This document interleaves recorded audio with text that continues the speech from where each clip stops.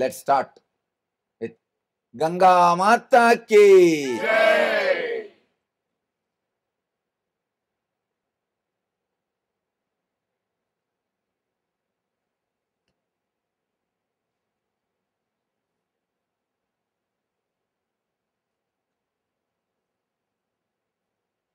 Vyasa sings before singing the Bhagavatam. See, before starting anything, you should remember the divine. You should remember the divine grace so that it will go beautifully. Vyasa says, before starting your story, who else I can remember? I have to remember only you again. Even before starting the story, I have to remember only you. So now we don't know who to remember.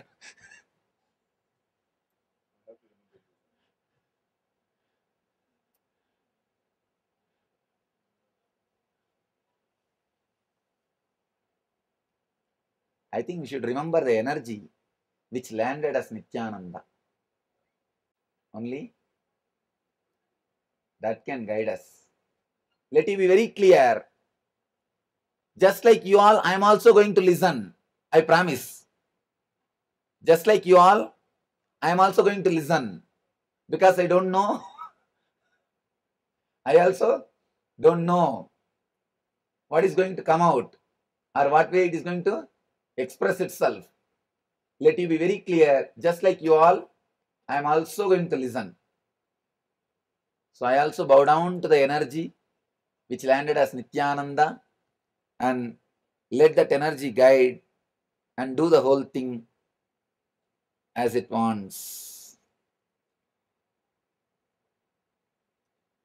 Tavakatamritam tapta jivanam kavivirididam kalmashapagam Shravanamangalam Srimadadadam Bhuvigrunandi de Bhuridajana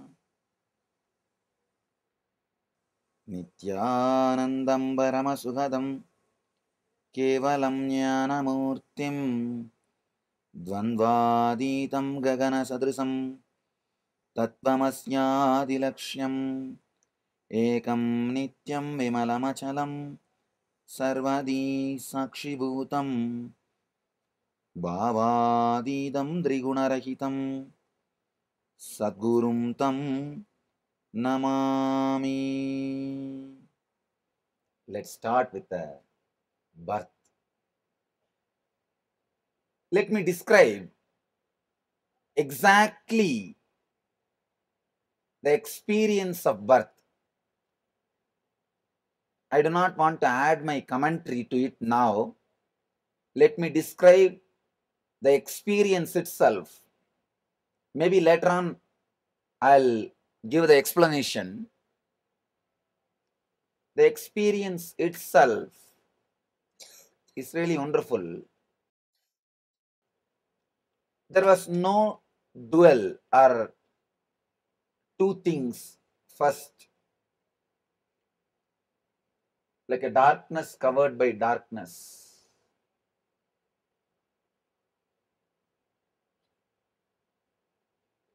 I can't even say darkness covered by darkness. That word doesn't have meaning. It can be said even in the way like a light covered by light.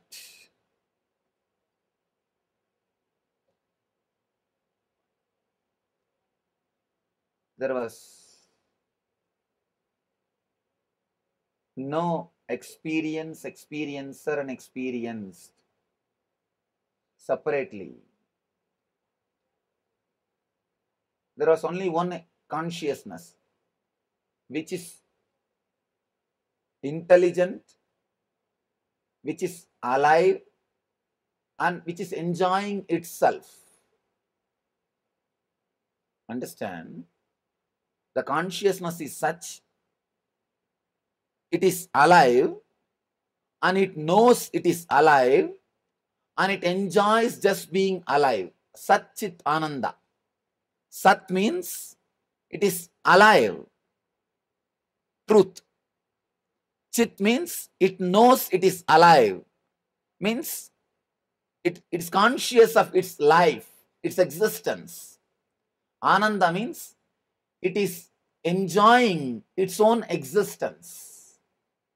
That is what we call Satchidananda. Yesterday I was telling that, I think yesterday or today, that Baba, Naga Baba with whom I lived, he was in Uttarakashi. Maybe I'll narrate the incident later on. With Naga Baba, I lived in Uttarakashi. He's a great Mahatma. I used to ask him, Baba, why don't you teach me something? He will never open his mouth. He was a very different kind of soul. Finally, somehow, one day, I sat with him and said, something, Baba, tell something. At least one line, so that I will remember that constantly and keep that with me. And he was much more strong than me. He did not open his mouth. Finally, the one day he said, he doesn't speak much. He said, means he is going, that he is continuing his travel. So I also have to go on my way. I said, I am coming with you. He said, no, I am going. Then he gave me that pipe with which he used to smoke. That pipe, he gave it to me. I said, okay, Baba, I am so happy you gave me this pipe.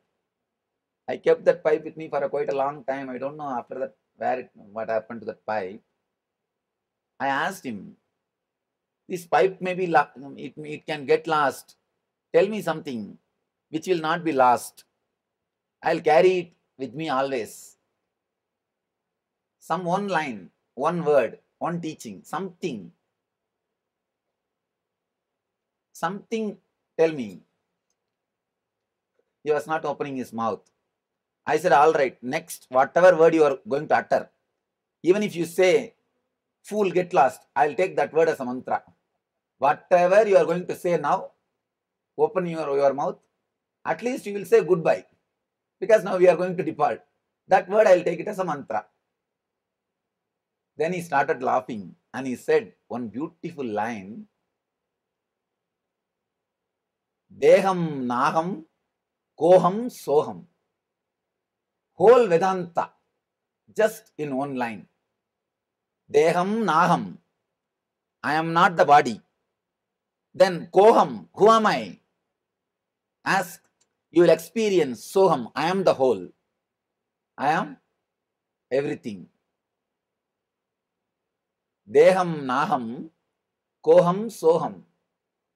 Deham, this body. Naham means I am not that. Then who am I? Koham. Ask, you will realize Soham. Soham means the whole universe. I am the whole universe.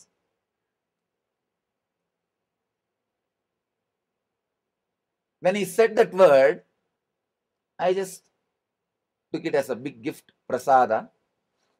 Then I asked him, Baba, you said this word. I'll take this as your blessing. But can you give me some more, few more words so that I'll digest this? Then he said, that is why I did not open my mouth. If I say one line, then you'll ask for something more, just like you all.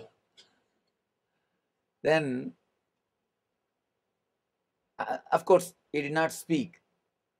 Then, before leaving, just before leaving, he used to have his one iron thing to kindle the fire. With that chimta, he just gave me one blow on the head. Suddenly, I realized the same truth which I was saying now, which I was telling you. Being alive and knowing that you are alive and enjoying that you are alive, celebrating that you are alive.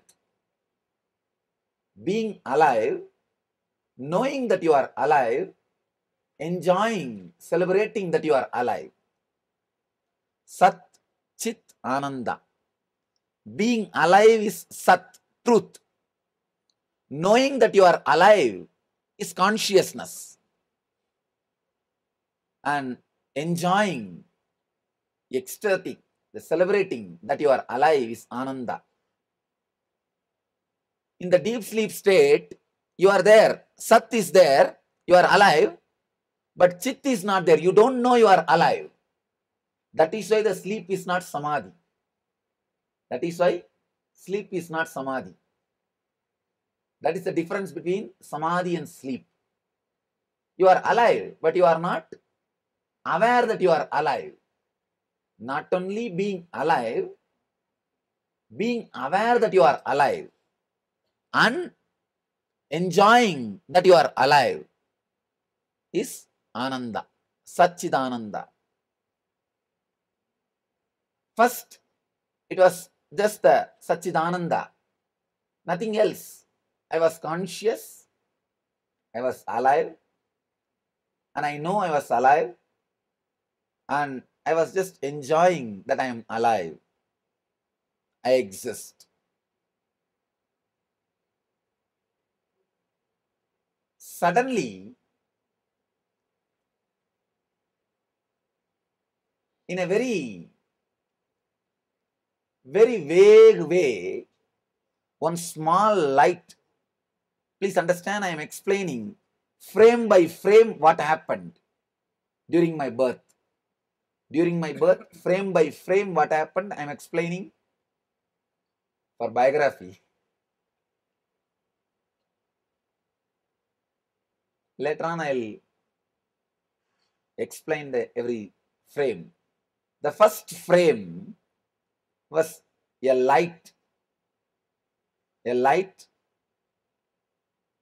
in somewhere around South India, southern India. But I do not know at that moment it was Arunachala or something like that. Just somewhere around southern India. That was the first slide, first scene. The next scene, like a star, shooting star, I was just pulled by that light. The second scene was like a shooting star, I entered into that light. The third scene in my consciousness was the Arunachala. By now, I know I already taken the body. I already taken the body. I am inside the body. It was around 11:45, January 1st, 1978. Then it took around 40 to 45 minutes for me to settle into the body and come out.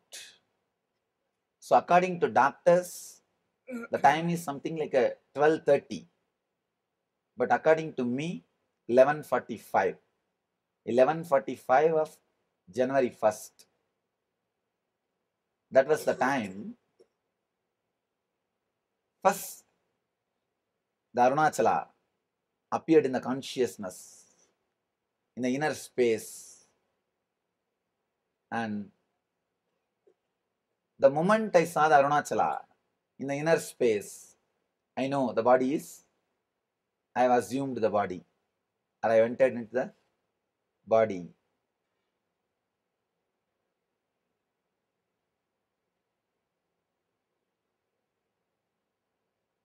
It was such an auspicious energy. Whenever a master lands on the planet Earth, a clairvoyance happens. Like how they say now the holes in the ozone layer, something like that. The conscious layer is drilled for a enlightened being to land.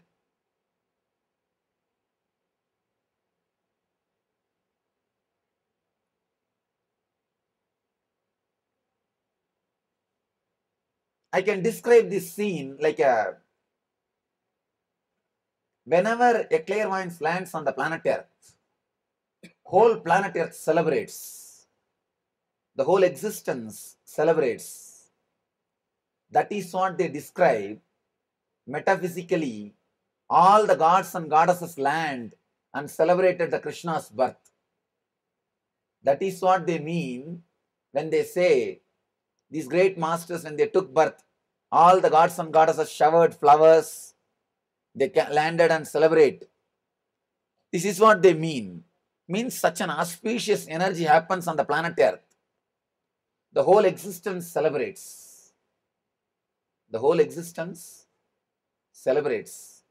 Somehow in my case, not only gods and goddesses, people all over the world were celebrating because it was a new year. It was a new year. All over the world were celebrating already. Not only the gods and goddesses.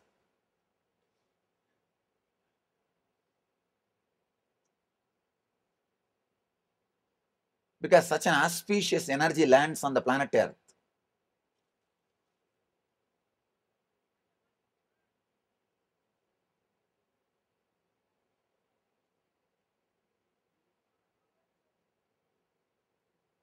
It is impossible to describe. Because whenever a clairvoyance happens on the planet Earth, using that same hole, same opening, you can also escape. The possibility for beings to get enlightened, see, the same door only. Whether to come here or from here to go there, same door only. When the door opens, you can sneak in or sneak out. There is a possibility you can take a jump. That is why we use all the birthdays or the Jayanti days. We call it as Jayanti, not birth. Please understand, whenever we mention the birthday of an enlightened master, we don't call that as a birth date. Jayanti. Jayanti means they visited, they came, not taking birth, they came. That is why we call Jayanti means in Sanskrit literally going. Going. That is the word means. Because the masters visit the planet. It's called Jayanti. We use the masters' Jayantis to meditate because the clairvoyance creates a possibility for you to take a quantum jump. You can also escape using that same zone and space into spacelessness, into timelessness.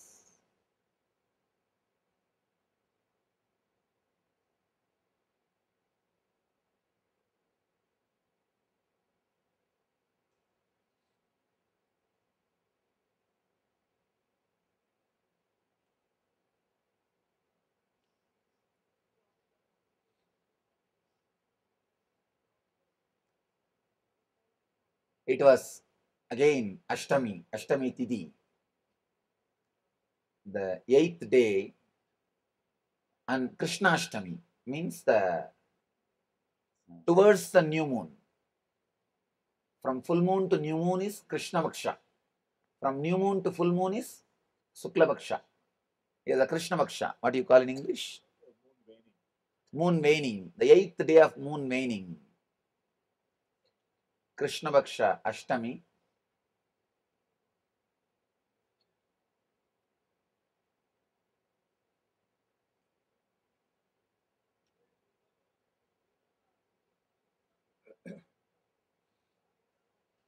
Somebody asked me, Swamiji, why did you choose January 1st to take birth? I made a casual comment. In India, all masters' birthday is becoming a holiday. Already we are suffering with too much of holidays. I do not want future my disciples to do something and get one more holiday. Better let's take birth in the already declared holiday so that India won't much suffer with some more holidays. Anyhow,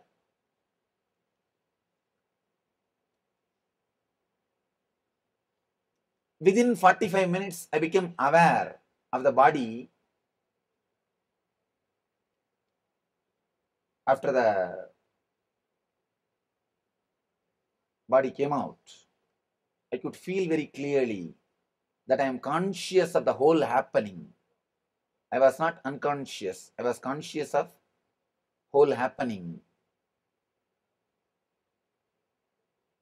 And it was a very auspicious, ecstatic, joyful experience. It was not painful. It was an auspicious, joyful experience.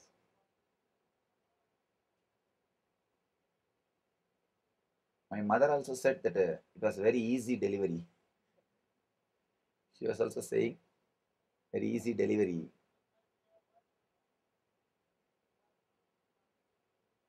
One more thing.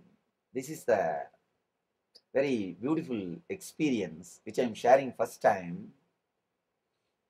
Till the age of 3, till I met the Raghupati Yogi, who was my first teacher, till I met him and till he initiated me, whenever I was alone, I used to see 11 people around me.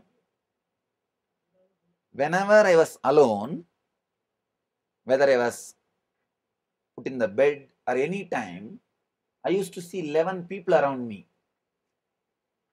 And I used to think, actually now only I say whenever I am alone, 11 people used to be around me. That time I used to think they used to be always around me. They are some relatives. I never had the idea that they are not my relatives. They are not my relatives. My house used to be too filled with too many people. It's like a giant family. You don't know who is who and what is what, and who is whose husband or whose daughter and all those things. It's a giant family. And I never used to know my relatives or family people and all those things. 11 people used to be always around me. So I thought something like just like a normal thing. Only after I met Raghupati Yogi, the moment he initiated me, I'll describe later on how the initiation happened and all those things. The moment he initiated me, all the 11 have disappeared and I have never seen them again. When I asked Raghupati Yogi, he was shocked and he said, they must be Bhairavas. Bhairavas? Maybe they were protecting your body. And I neither understood nor appreciated his comment.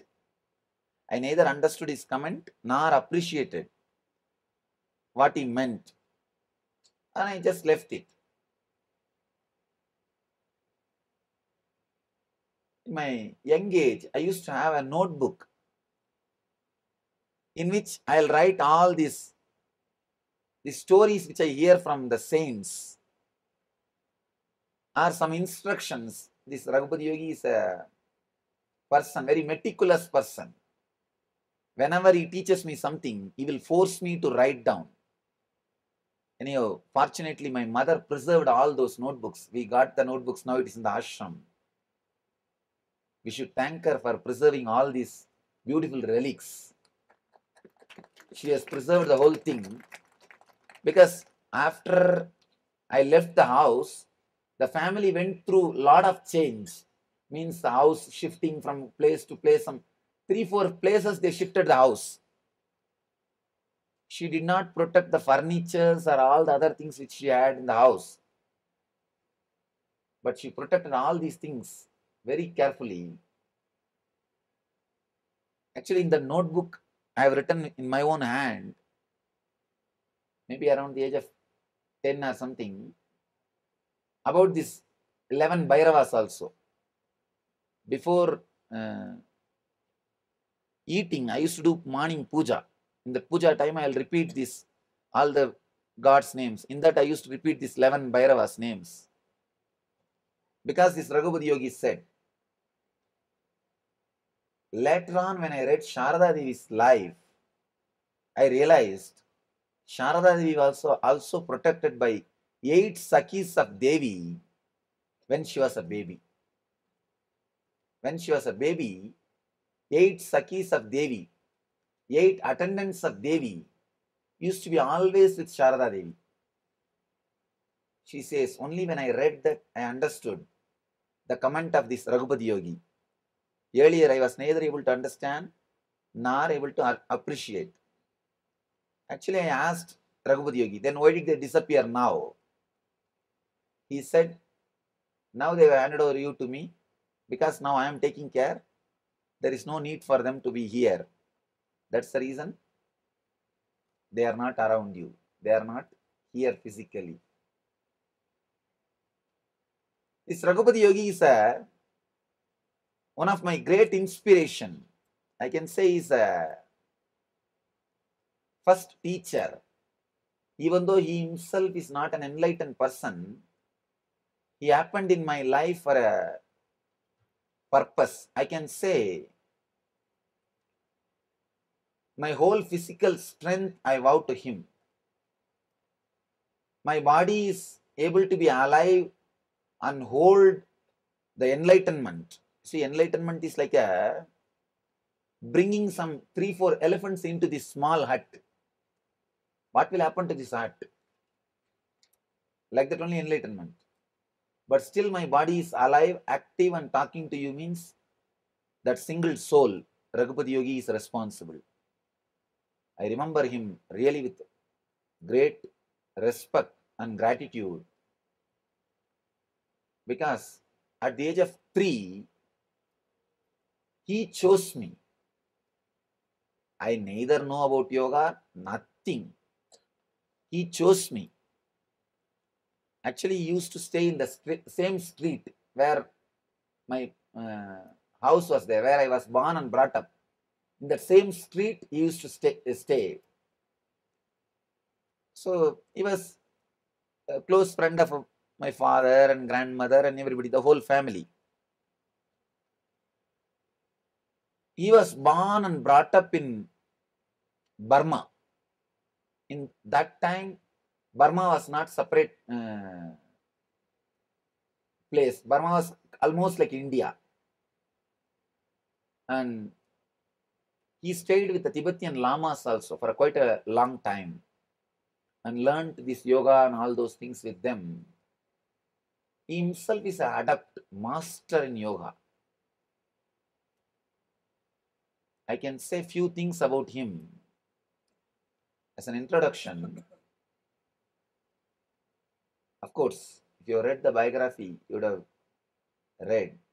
He can fly on the air. I myself have seen. He can just lift himself on the air. And not only that, like a fun, he will make us go under him. Small boys, we used to just run under him. See whether anything else is there. He will just lift himself. Like a small boys run under something, under the cart. Like that we used to run under him. He can lift himself. And not only that, he will empty his lungs and tie a iron rope, iron wire, and he will just inhale. The iron wire will burst to pieces. It will burst to pieces. The power of his lungs or the inhaling, the iron wire will burst to pieces. He will exhale in a relaxed way. He will tie that iron wire. Just he will inhale. That's all. The wire will burst to pieces. And whenever he finds some snakes here and there, he will catch them and put them in the nose. They will go inside and come out through mouth.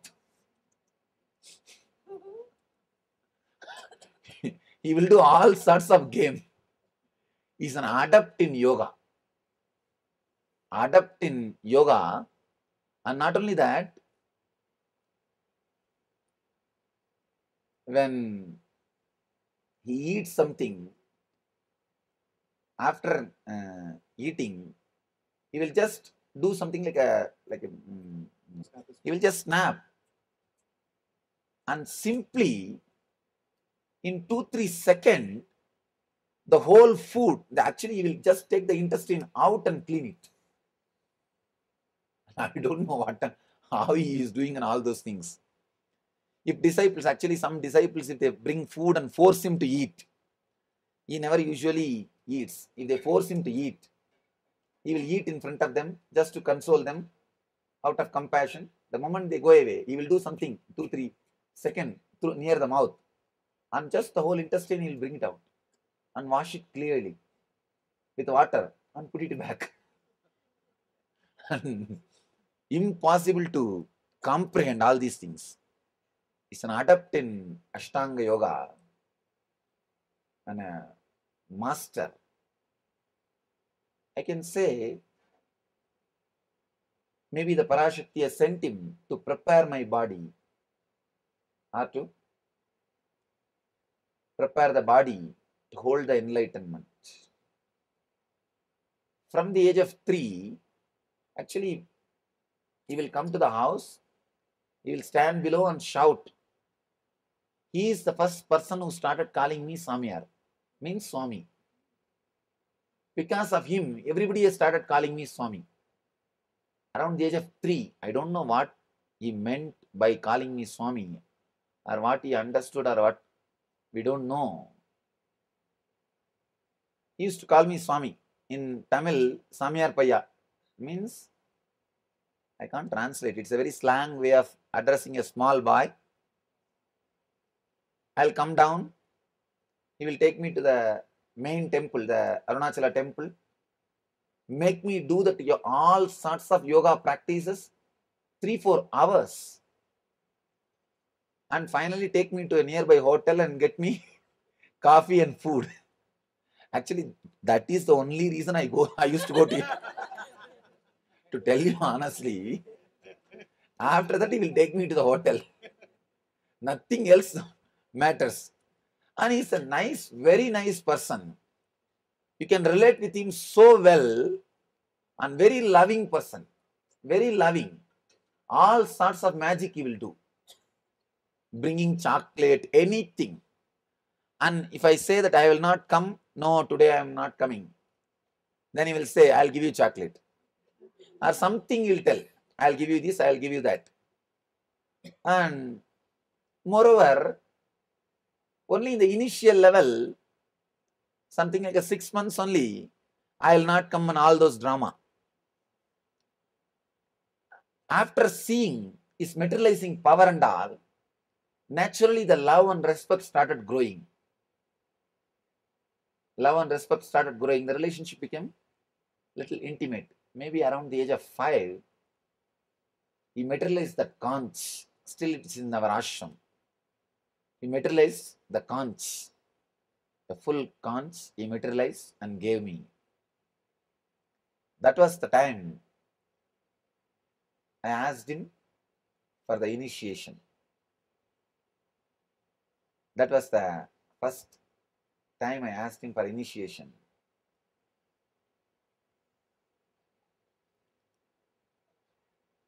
He said, you have to go through step by step. Means the Yaman, all the eight parts, Ashtanga Yoga. And anyhow, he initiated me. The moment he initiated, the place where he initiated is, it's called Krittigai Mandapam in temple in Arunachala temple. The moment he initiated me, he gave me the Shakti mantra. The moment he gave that mantra, simply like a flash, I was able to see the Devi. With Angusha and Pasa, Abhaya and Varada, she was standing in front of me. The moment I saw the Devi, he was telling me, meditate on Devi. I said, she's here, I could see. He had the shock of his life. He himself never expected that I will have darshan of Devi immediately after initiation. And he asked me, what are you seeing? I said, I'm seeing Devi with 4 hands. She is there in front of me. He did not believe. Anyhow, he just smiled and left it.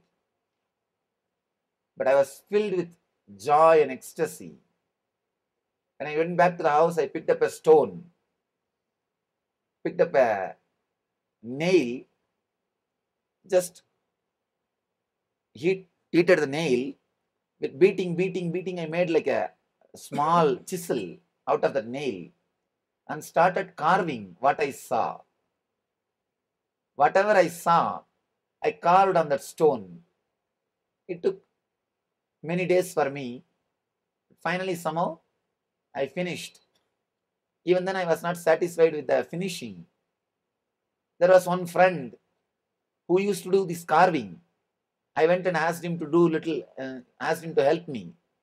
With this help, finally, somehow I finished the final touch. That is the Murti which you saw today evening, today morning, which you saw that Murti that was personally done by me around the age of 5 after the initiation. He taught me completely the Ashtanga Yoga, trained me from the first step to the all the 8 steps of Ashtanga Yoga. Pranayama, asana, especially some 3-4 hours he will make me to do asanas. And not only that, after that he will take me to the nearby hotel and get the coffee and food as I told you. Still that hotel owner is there. He remembers the whole thing. And there's one more beautiful incident. That hotel owner is a very charitable guy. He used to give food for sadhus. Every Amavasya and Purnima, he will get some 10 sadhus and give them food. One Amavasya, some reason, he did not get sadhus. Myself and this yogi, both of them went to his hotel. After we had a coffee, that hotel owner was complaining to that yogi. Today I did not get 10 sadhus. Usually I always get 10 sadhus in Amavasya and Purnima. I give them food, free food. Today I did not get the sadhus. My vow is broken. What to do? Then this yogi made a comment. Don't worry. You gave food for this boy, na? You have fed 1,000 sadhus. Don't worry. The yogi made a comment. And still that hotel owner remembers. Actually, just 1 year ago, when I went back to Arunachala, the hotel owner took me to his house and did Pada Puja. After that, with pouring eyes, he remembered and said the same incident. He remembered the incident and said, when the yogi said, I never believed, I never understood. Now I know, I have fed really thousands of sadhus. And that yogi told that hotel owner, don't think he's a small boy. When time comes, you will understand. And this yogi took my photograph also.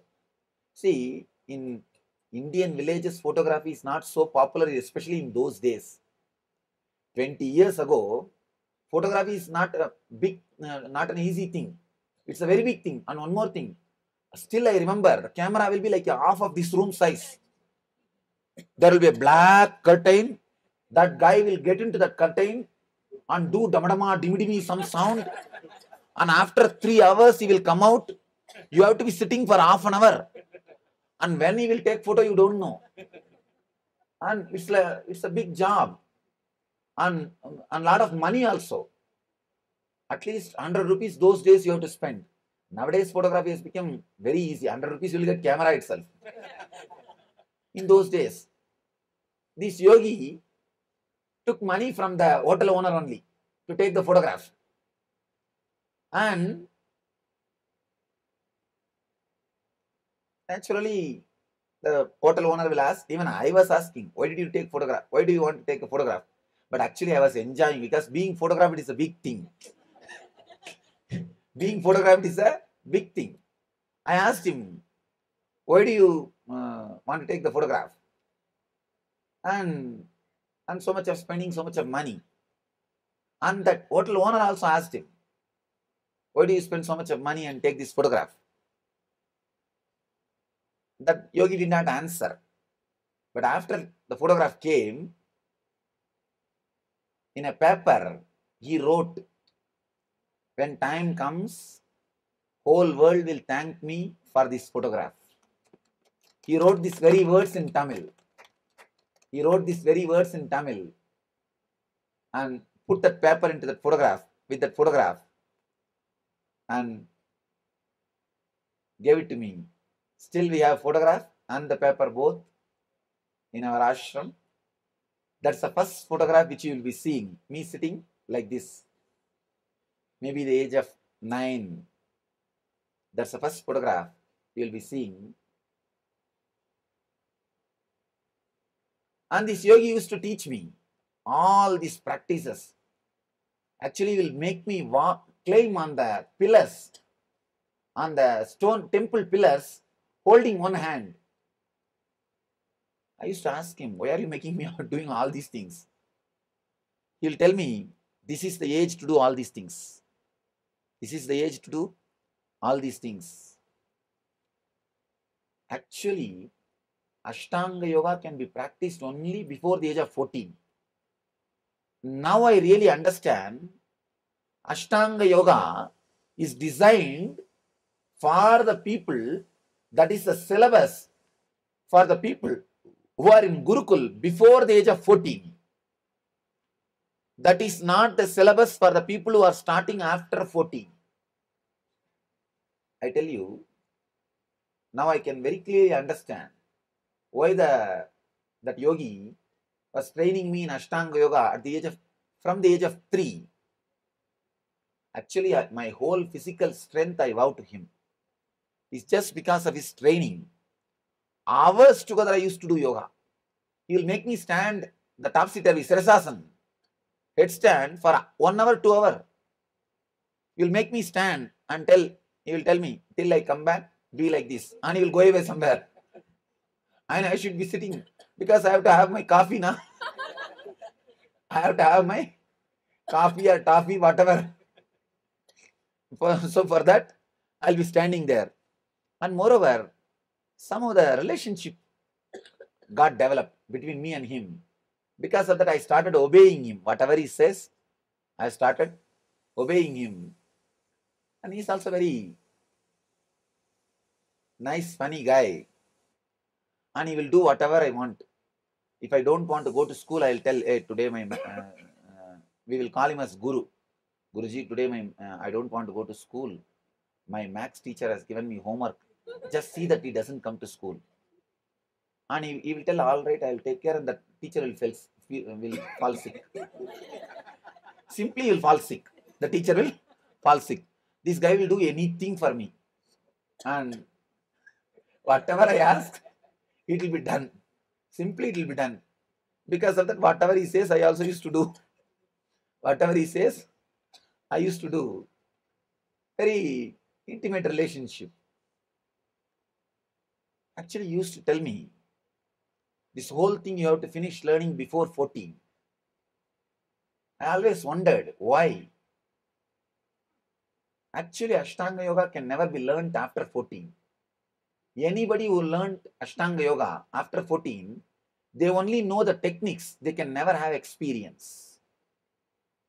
Because the very basic thing, the Ashtanga Yoga's basic thing, Yama Niyama, means the Yama, Brahmacharya, Ahimsa, first thing Brahmacharya. Let me be very clear. Let me make a very bold statement. It's a very strong but true statement. After 14, only enlightened person can be Brahmachari. Let you be very clear. After 14, except enlightened person, Brahmacharya is simply impossible. If you have to master the Yama, it has to be done before 14. Before 14, it should have been done. If it has not happened after 14, unless you are enlightened, Brahmacharya is impossible. Either you should have mastered it, you should have mastered the Ashtanga Yoga before 14, or impossible. Simply impossible. It's not that I disrespect the sannyas tradition of our India. No, I don't disrespect. They are really working, striving to achieve, but except an enlightened being, it is impossible.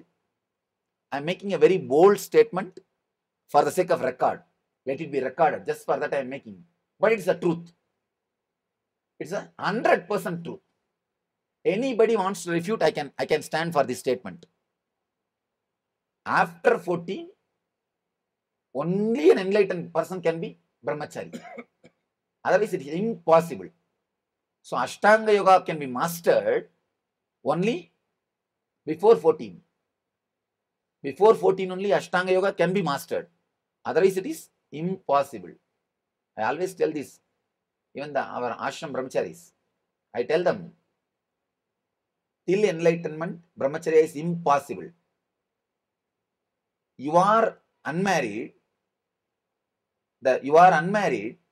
just to avoid so much of nonsensical problems which will happen in your life if you are married. That's all. Be very clear. Brahmacharya is not a spiritual vow. Staying single is not a spiritual vow. It's a social vow. I am completely giving a new definition and dimension. Understand?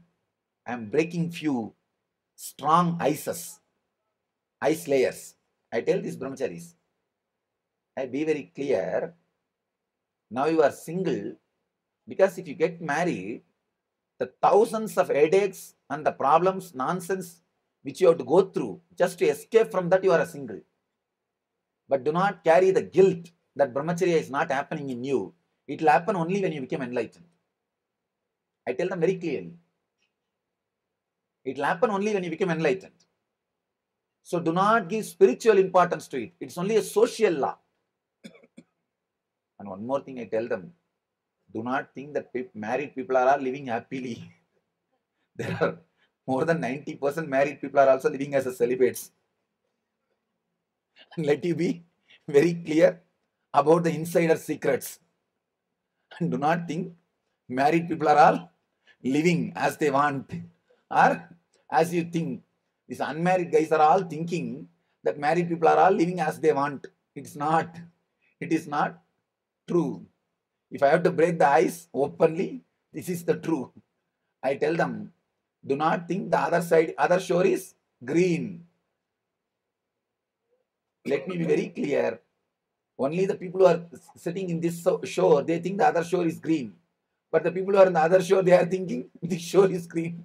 But the problem is there is no bridge to jump from here to there. There is only one-way bridge. From brahmacharya, you can go to marriage. From marriage, you can't skip. Anyhow, let's come to the subject. The Ashtanga Yoga is the syllabus created by Patanjali for the people who join the Gurukula around the age of 5 to practice till the age of 14. The whole Ashtanga Yoga finishes by 14. By 14. He used to make me to do all sorts of this yoga, physical and pranayam.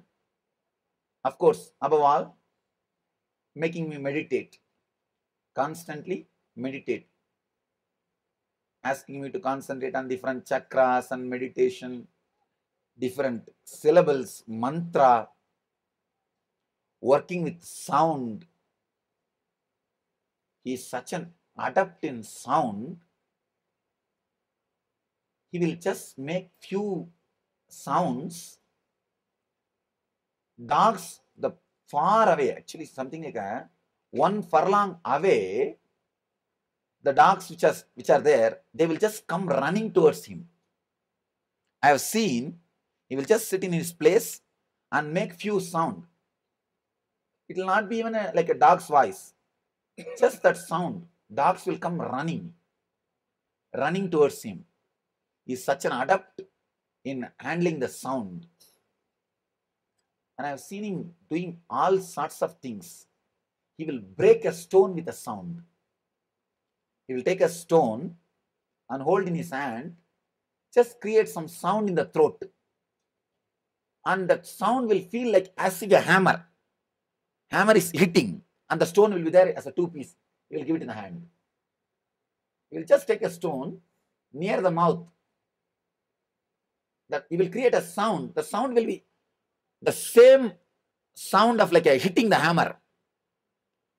He used to tell me the sound, when you are hitting the hammer, what sound is created. The same decibel sound, if you can create and concentrate it on a product, it will have the same effect of as if being beaten by the hammer. And simply the stone will become two pieces and he will give it in the hand. He's such an adept with the sounds. And just by creating a sound, I have seen him hiding people. He will hide people by creating a sound. Like a scream, the sound will become like a scream. He will hide the people. Actually, in those days, when I don't go to school, the village is too small village, so they will send the school watchman to go around and see wherever the boys are hiding to bring them back, to bring them to school. Whenever my watchman comes, if this yogi is around me, I'll tell him, see, the watchman is coming. We call him as Tata, means the grandfather. The watchman is called as Tata. He was a very elderly gentleman. He is still alive. That watchman also remembers all these incidents. When this yogi is there, I'll tell him, see, that watchman is there. He will create some sound. The watchman will come. He will be standing in front of me, but he will see this side and that side. He will not be able to see me and he will go away.